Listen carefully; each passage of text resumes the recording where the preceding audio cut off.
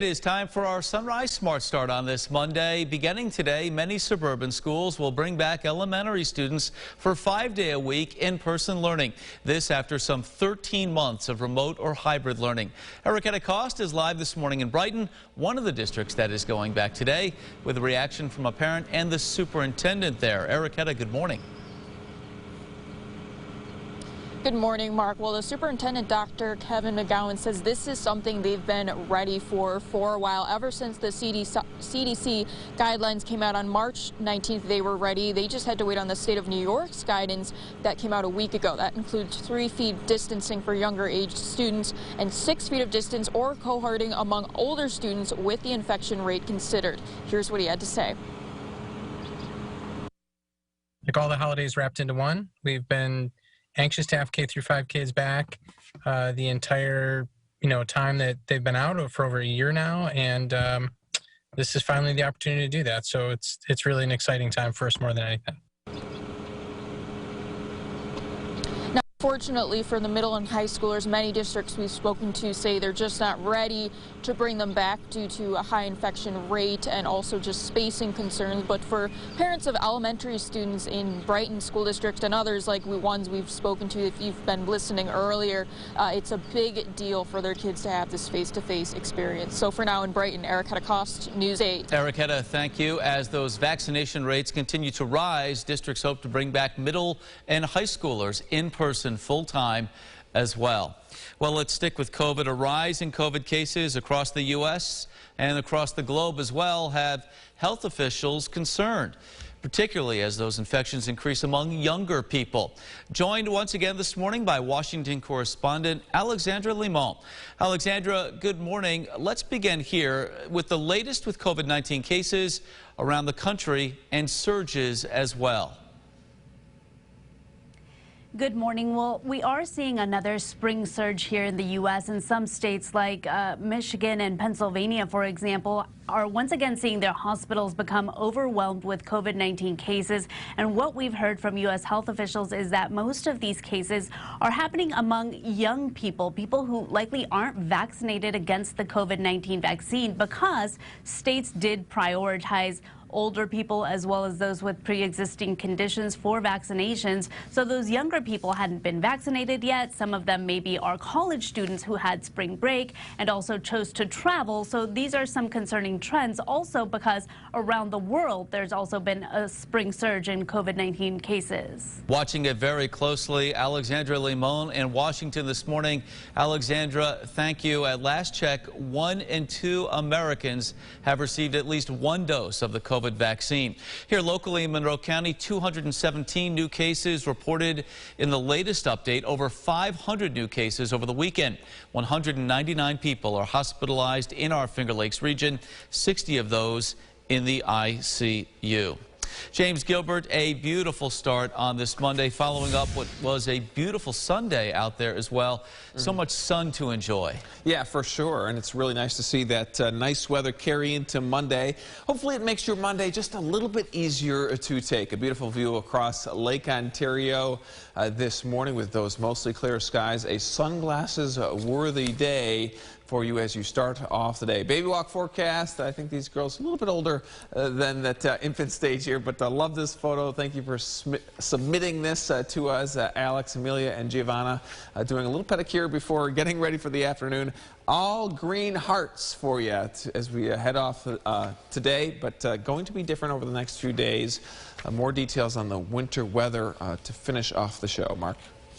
All right, James, thank you. Another check of the roads with our sunrise traffic. A reminder, we mentioned it earlier this morning, lane closures beginning today for repairs to the Jefferson Road Bridge over Red Creek and Henrietta. There will be no detour there. And then one accident we've been mentioning over the last couple of hits here, Winton Road in Rochester at 490 West. So make a note if you're headed in that area at this hour. Rochester police investigating the city's 20th homicide of the year after a woman was found dead in a car yesterday. That unidentified woman was found on Hayward Street just before 10 a.m. The name of the victim is expected to be released later today. Police say she's in her 30s. No arrests have been made. We're in the process of talking to neighbors now. Hopefully somebody can provide us some information that'll give us some more answers. as to what happened. Not the way anybody wants to be spending their Sunday. You know, we have a job to do, and you know, we'll do it. Well, police are asking anyone who may have information about this homicide to call the Rochester Major Crimes Unit at 428-7616. Rochester police are also investigating another armed carjacking. This happened on Clifton and Reynolds Streets around 10 o'clock Saturday night. The driver stopped at the intersection, told to get out of the car by suspects. One of them had a gun, we're told. The victim was not injured. No arrests have been made. Well, beginning today, restaurants here in New York State can stay open until midnight.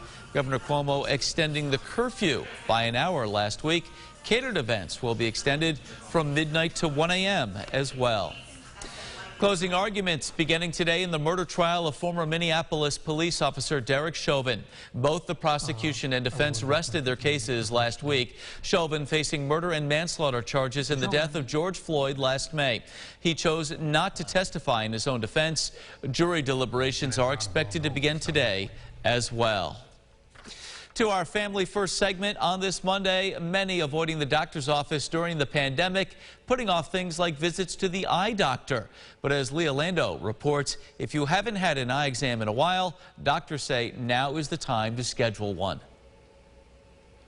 The eye really is the window to one's soul, and it's the one place in the entire body where you can view live blood vessels. Dr. Kimberly Rosati says you can tell a lot about a person's health through their eyes. An eye exam can detect diabetes, high blood pressure, elevated cholesterol, and sometimes even more serious diseases like cancer. During this pandemic, a lot of us have been staring at screens a whole lot more, and we're noticing changes in our eyesight. What can be done to improve that? Looking at computer screens all day can put a strain on the eyes, resulting in a wide array of symptoms like headaches, blurred vision, double vision, dry eye syndrome. She recommends taking frequent breaks and talking to your doctor about computer glasses. You can be prescribed computer glasses with a non-glare coating and a blue light blocking lens that can cut down on blue light emissions. Is there anything you can do in your daily life, like when it comes to diet or any sort of exercises, to improve your eyesight? So diet, we do know there is a correlation to diet and age-related macular degeneration. You know, I tell a lot of my patients anything with green pigment is very good for the eye. It has a lot of antioxidants, which can protect the macula. She also recommends wearing sunglasses to block UV rays and help prevent cataracts. And most importantly, visit the eye doctor.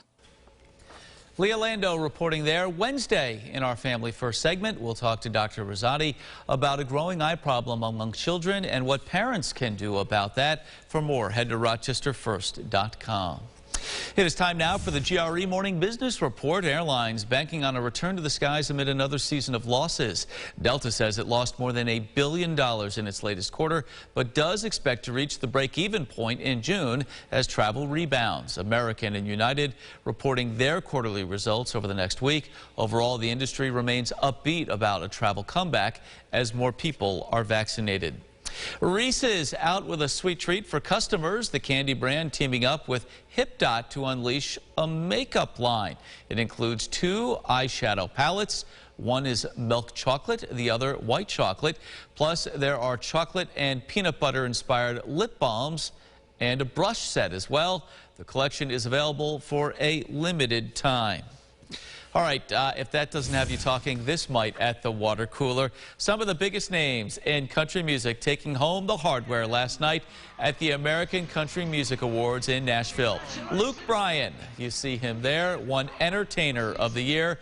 He could not attend because he tested positive for COVID last week. Maren Morris and Chris Stapleton, who led the nominations going in, also took home top prizes. Dan and Shay took home the award for Duo of the Year.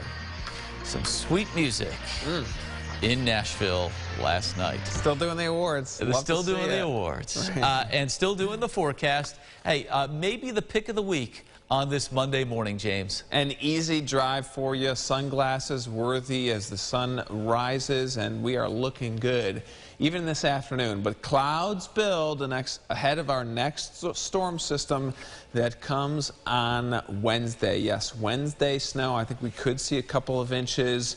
again, possible. There's still a lot to iron out. It is Monday, but we are trying to give you as much advance notice as possible before this storm system moves in. So the focus is, again, going to be Wednesday morning, and we do expect to change this forecast. A lot of things still need to be ironed out. The temperature right on that freezing mark, so we'll have to break down exactly what we could expect. Maybe a little bit of sleet mixing in there as well, but just be on high alert, and we'll keep you up to date, Mark. And go find that snow brush as well, yeah. James. Thank you. That's it for us for now here on Sunrise. Our next update in 30 minutes. CBS This Morning is coming up next. Have a great day. Follow News 8 wherever you are on RochesterFirst.com, Facebook, Twitter, and on our app for news and weather.